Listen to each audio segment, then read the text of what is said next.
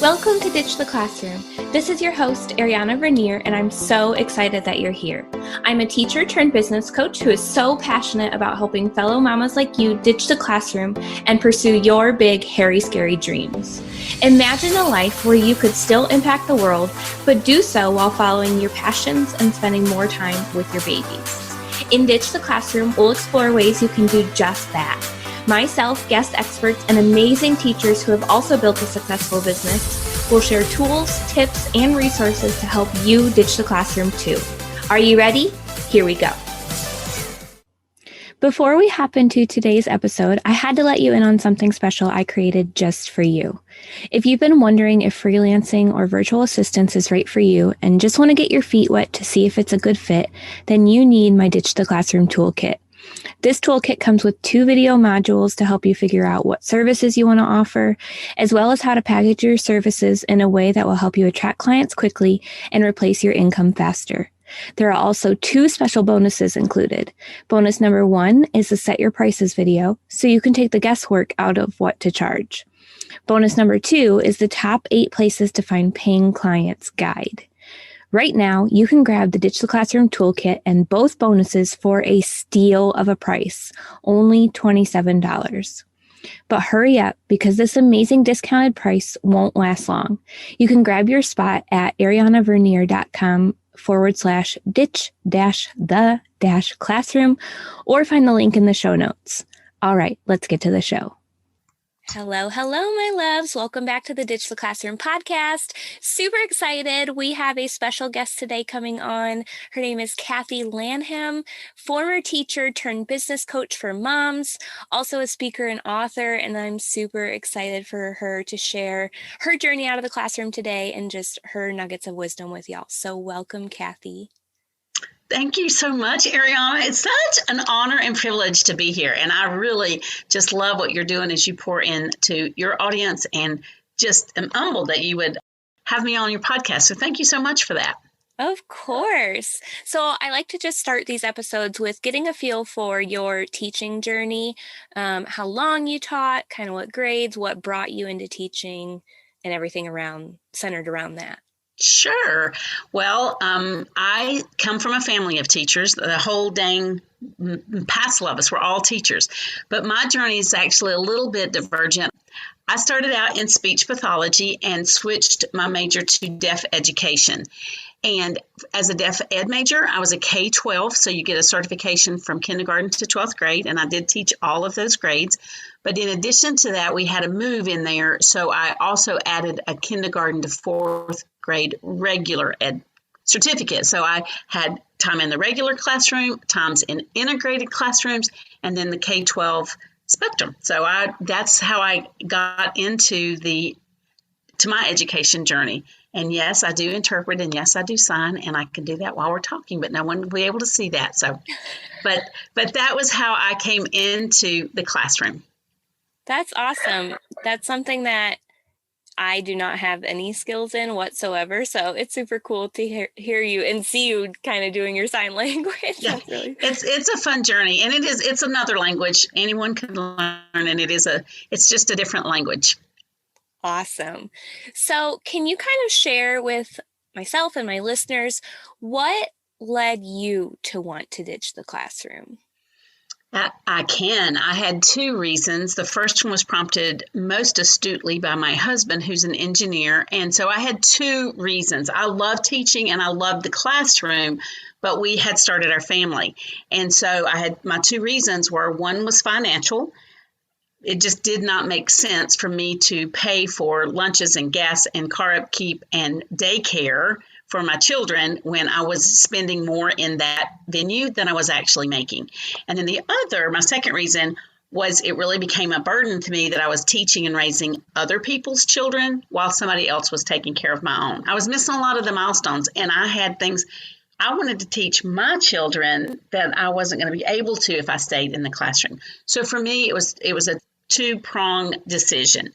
Financial and I guess spiritual, because I felt like I wanted to be home with my children and teaching them our values myself. I see a lot of my story in yours because my husband's also an engineer. Oh, And we just had the plan for me to leave teaching for the first year of my daughter's life. But then I found the whole freelance virtual assistant world, and it just made more sense to be able to be with her, witness all of her first, teach her everything I want her to know, and be able to pour into her instead of 20 other kids. As much as I loved my students, I wanted to be able to give that to my child. right. Exactly. Yeah, definitely. So, can you just give us a look into your journey from deciding, okay, I'm ready to leave the classroom, but you haven't actually left yet? How did that kind of transition work for you? What were your feelings during that time as well? Well, of course, you have all the feels. And even though I'm older than probably your audience, I had all the feels. So I was worried you get the external, oh, you're wasting your education. What do you mean you're not going to teach anymore? So there's all of that pressure from the outside that you've gone to school, so why aren't you doing that? That was first. Then how will we make it? What will we do? There's not going to be enough money. Just all of the fears coupled with all of the strong convictions, the firm conviction that this was the way that we needed to do. But in the middle of that, while I'm seeing it's black and it's white, then there's this feeling inside of me, what I'm going to, hello, I'm made to do this. I don't want to lose my voice. I never planned to stay home full time, but it is a thing I want to do. So I just had all those confusing emotions that go with it. What will I do? I'm just going to stay home with the children. Is that enough? I'll go crazy. And of course, anybody that stayed home, well, current pandemic exempted, after about 3 months, your days are so full. It's like, my word, how would I work if I worked outside the home? But then our progression was we spent 1 year getting ready. And I do that in air quotes. I wish you could see me doing that. Because we prayed about it, and then we tried living just off my husband's salary. And so we had those first few months where we were way in the deficit, and we had to learn how to budget a little better. And then I had to learn to get creative with my meals and my meal planning and all of that. And so we learned to adjust and to shift our focus so that it was not, oh gosh, we're going to starve. I love that. And I know this episode is not centered around the financial aspect really, but I do want to mention that's something that we did as well. We worked on living off of only my husband's income, and we really still do. Most of my income is funneled into just paying off student loans. His is the income that we live off of. So our plan is to be debt free by September. Awesome. So if you can do that, if you have a spouse that can financially support you, that's a really, really good way to go. Exactly. I would agree. And working together, being on the same page and working together toward the goals. It's not your money and his money. It's right. Our money, and I'll pay for this, or you pay for this, or if you could cover, So we had all of those different things, particularly in the beginning. And then later on, when I began my business, that's also how it went. Well, if you could just do thus and such. And so we've always had that progression of living off what our income. Yep. Living within our means. That's the way to say that. Yes, very much. I agree. So what do you think was the biggest thing that you had to overcome in your Ditch the Classroom journey? I would say that's a good one. That's a great question. So, and I had all of my answers so carefully thought out, and now I'm rethinking. But I would say it was mindset, it was balance, and it was conviction. How about that for a concise, based on what I just said? I just wanted to follow up on that. So is the conviction that this was what I was supposed to be doing, but it's really hard to quiet all the other voices. So there's that. Then there was the mindset that, yes, this was what I was supposed to be doing. And as I transitioned into ditching the classroom and adding a business, it was that, yes, I can do both of these things. And then balance is a piece that was a huge obstacle because I tend to be an all or nothing, all in kind of gal. So, I'm starting a business so that I can bring in an income so that I can bless our family. But I would be too much on the business side and, or, oh, I can't do this at all. I have to take care of all of these sick kids. So it was that balance and the mindset, okay, there is a way. Lots of other people do it. You're in the right place and you can do that. So those were probably my biggest obstacles. I wish y'all could see me. I'm just like nodding my head because I agree with everything. I struggle with those same exact things. So I see you. I hear you. You got through it. I'm getting through it, been through it, and I know my listeners are struggling with that too. So yeah, that it's very validating to hear that we all struggle with similar things. Well, and that's funny because that's sort of, and this is a divergent path, but that's why I created my podcast, is to be not a peer speaking peer to peer as someone that's in the fire together commiserating, but as an alumni, reaching a hand of hope back to pull you out of the quicksand and the mire, going, you can do this, you can do this, there's a way, I'm cheering you on. So yes, and I'm definitely going to have you share your podcast so that my listeners can check you out. But we'll kind of save that for the end. Oh yeah, that's later. I just had to say, it's such a similar, it doesn't matter your age, those struggles, they're real and they're valid, and you have to get through those, and sometimes it's minute by minute. Yes, agreed, definitely. So I do want to pivot a little bit because I know that you homeschooled your kiddos. Can you share a little bit about what that journey was like, and juggling that and running a business, how you manage that? I surely can. So to be clear, homeschooling came first. Well, the kids were in school. We were in regular school because that's what I knew. Didn't know anything much about the whole homeschooling journey. And two of my children started out in the regular public classroom initially. So my business came later, but there's a balance there. So yes, and I had children that I sent to school very able to learn and ready and excited, but maybe had over prepared them for the rural community school that I sent them to. They were wonderful Christian teachers.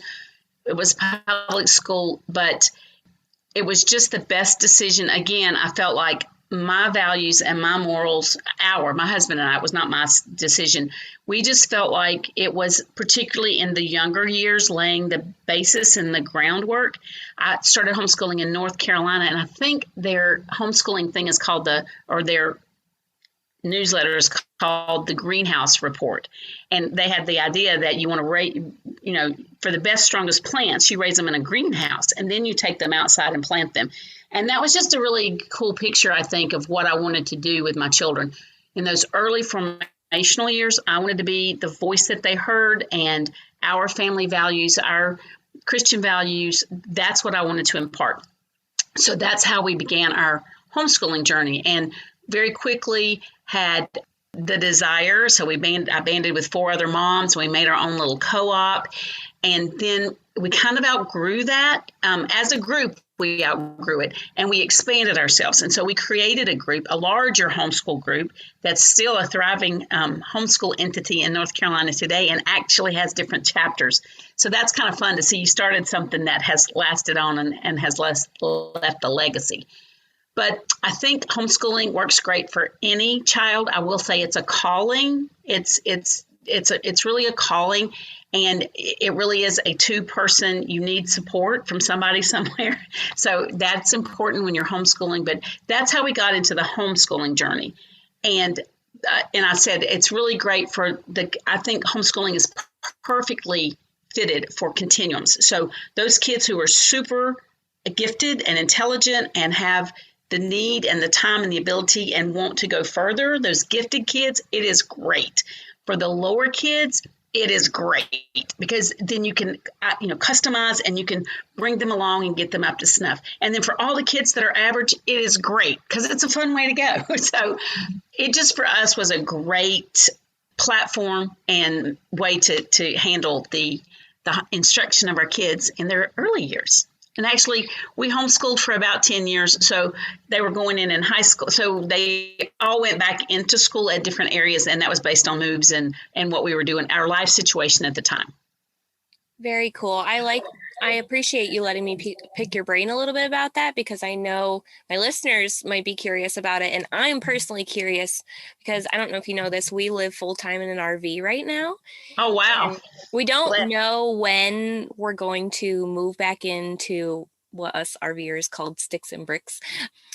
So it'd be interesting to see. We still have 3 years till my daughter's in school probably, and I've considered if we're still in it, am I gonna homeschool? So I just wanted to pick your brain a little bit about that. Yeah, that can be a whole nother episode as well. And it's really cool. And that's one of the things I will say to the moms who are ditching the classroom to come home to teach, to raise your children. That one of the biggest encouragements, don't bring the classroom home. You're not just bringing school and doing school. When you homeschool, you can feel free to do it a whole different way. You can unit study.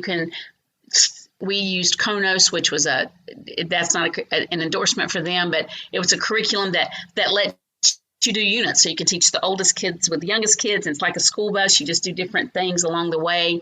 So you can tailor that, and you don't have to have, okay, sit in your seats at 8 o'clock. Okay, now we're going to do this worksheet, and now we're going to do that worksheet. It's learning for life, not the test. And you can so school without a textbook. So just throwing that out there, that would be one pressure I would take off of myself. Don't feel like you have to be a classroom teacher at home in the homeschool situation. Yeah, that's really helpful. I appreciate you sharing that with us. Thank you. Awesome. So I want to go ahead and ask you my favorite question. It's a question I ask in every episode. I'm super excited to hear what you have to share. And the question is, if someone wanted to start their ditch the classroom journey to start another job or a career, but they just felt too overwhelmed, what would you tell them? Oh, gonna ask me to preach here. Just teasing, just teasing. First thing I would say is that longing in your heart is there for a reason. So you need to give some time and a lot of prayer to this whole endeavor. So a little introspection work. And I would say, what is the reason that you're wanting to leave? Is it a temporary situation because you just don't like an administrator, where if you just change, you love your job, you love your kids, you love your coworkers, but you don't like the principal, then maybe that's not leave your job. That's transition. So doing life inventory is what I would say on the first part. Really pray about it and do a life inventory. And in that life inventory, you're going to look at your why. What's your reason? Why are you doing it?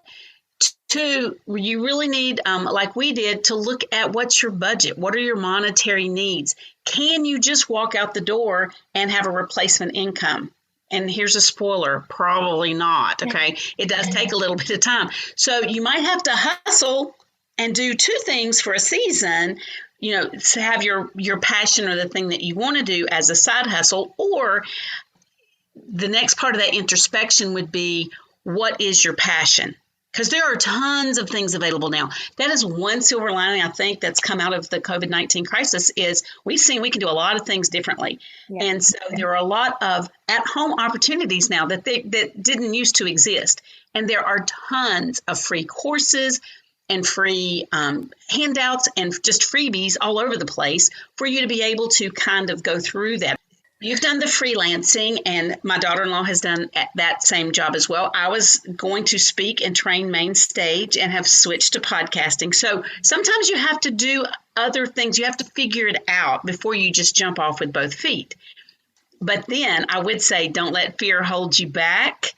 When you feel like you're making an intelligent and informed decision, then you just have to jump in the water. Just like swim practice on a cold morning, you just got to jump in and get wet. And when you do it, then you got to paddle with all your might to get warmed up and to make it worth your while so that you can make that replacement income. Mic drop. I don't have anything to add to that. Yeah. It's awesome. Thank you so much for sharing that wisdom with us. I think the scariest part can be taking that first step and taking that first leap into that freezing water, but it gets easier. I promise. You just got to take that first step. Absolutely. Awesome. So do you have any resources that you would like to share with my listeners that we can include in the show notes for them? Oh, absolutely. Absolutely. Well, like I said earlier, your audience sounds like my audience, and that's young moms, young Christian moms who are looking to have some life hacks so that they can raise their children and have a wonderful life that they love and enjoy, but maybe a side hustle business or a business on the side. And like I said, I'm not offering it as a peer, but as an alumni. So I've got over at my website, kathylanham.com, There's there's all kinds of freebies to download. You're welcome to do that. And then my podcast is called Productivity and Proverbs 31, where we interview, we do teach and train, and we just tackle a lot of different topics. Awesome. So like I mentioned, I will have those linked in the show notes for those listening who are interested. I know Kathy's got a ton of goodies for you, so make sure you go check those out.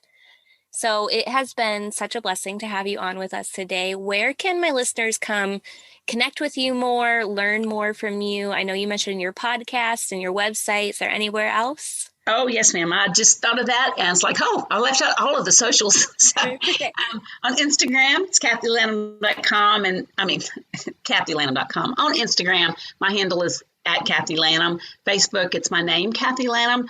The picture will be the same as Instagram or my website, because I know of at least 3 Kathy Lanhams in my own family. So make sure you're matching up the right one, so you can DM me there anytime, and I'm the voice on the other end of the DM, so feel free to ask questions or connect with me. I would love to hear from you.